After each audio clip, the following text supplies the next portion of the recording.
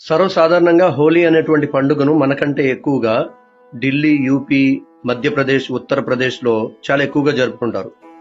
అందులో భాగంగానే ఒక రంగు నీటితో నిండినటువంటి ఒక బెలూన్ కింద నడుస్తూ వెళ్తున్నటువంటి ఒక ముస్లిం మహిళ మీద పడితే దాన్ని పెద్ద రచ్చగా చేసి అందుకు కారణమైనటువంటి ఆ హిందూ ఫ్యామిలీలో ఉన్నటువంటి 26 సంవత్సరాలు తరుణ్ కుమార్ అనేటువంటి ఒక యువకుణ్ణి కొట్టి చంపారు.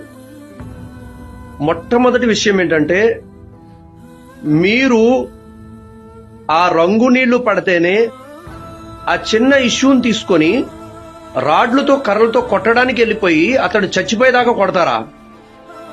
మీకు బాధ కలిగించారు అనుకోండి, పోలీస్ స్టేషన్కి వెళ్ళి కేసు ఫైల్ చేయాలా, చెప్పాలా? మీరు పర్సనల్ గా తీసేసుకొని కొట్టాడు ఏంటండి? అల్లాకే నబీ సల్లల్లాహు అలైహి వసల్లంతో ఒక వ్యక్తి వచ్చి అడుగుతారు, ఓ దైవ ప్రవక్త, బలవంతుడు ఎవరని. ప్రవక్త వారు ఏం చెప్తారు? ప్రత్యర్థిని ఎత్తి పడేసి చిత్తు చేసేవాడు కాదు, తన కోపాన్ని దిగమింగుకునేవాడే నిజమైన బలవంతుడు అంటారు. అప్పుడుగే వాళ్ళు వెళ్ళి అడిగారంటండి, ఇది కూడా నేను ఆర్టికల్స్ లో చదివాను, నేను మా వల్ల తప్పు జరిగింది, క్షమించండి, సారీ అని చెప్పంటే వీళ్ళు పెద్ద ఏదో గొప్ప పుణ్యకార్యం చేసేస్తున్నానని ఫీల్ అయిపోయారు ఏంటో. ఆ కుర్రోడిని చచ్చిపోయేంత దాకా కొడితే హాస్పిటల్కి వెళ్తూ వెళ్తూ చనిపోయాడంట. ఇది ఎంత దరిద్రం! ఏది ఏమైనా ఇలాంటి అరాచకాలు, ఇలాంటి దరిద్రాలు మన దేశంలో ఎక్కువ సంఖ్యలో జరుగుతున్నాయి. ఇది ఏ మతంలో జరిగినా, ఏ కులంలో జరిగినా ఇది తప్పే. నిన్న కాక మొన్నేమో 2 నెలల పసికందుని చంపేయడం జరిగింది. బీహార్లోనేమో రోషన్ ఖాతూన్ అనేటువంటి ఒక ఆడావిడికి ఉపవాసంతో ఉన్నప్పుడు నీళ్లు అడిగితే అక్కడ ఉన్నటువంటి వాళ్ళు మూత్రం తాగించారు. ఇదంతా దరిద్రం చూడండి అసలు. ఏది ఏమైనా మతం అనేది మన వ్యక్తిగతమే అండి.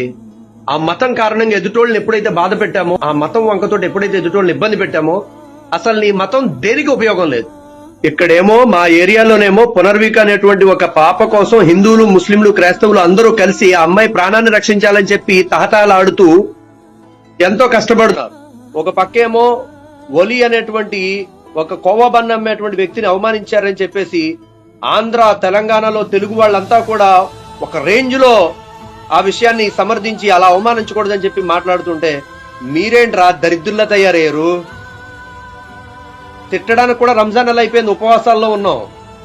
ఏది ఏమైనా ఆ తరుణ్ అనేటువంటి అబ్బాయికి న్యాయం జరగాలి, వాళ్ళ ఫ్యామిలీకి న్యాయం జరగాలి. ఈ ముస్లింల్లో కొందరు చేసినటువంటి దరిద్ర పని ప్రతి ముస్లిం కూడా ఖండించాలి.